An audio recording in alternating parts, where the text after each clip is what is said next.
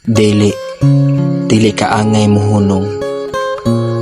Kinahanglan natong mo padayon. Kibaw ka?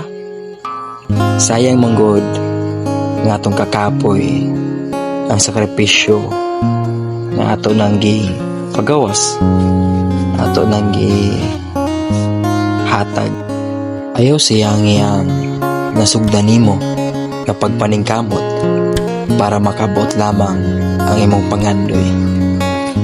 Maong tuhoy kung unsa man ang imong nasugdan, kay nag-abot sa unahan atong matagamtaman, atong makuptan ang mga pangandoy nga dugay na natong ginabuhat o ginakabot sa mataganlaw.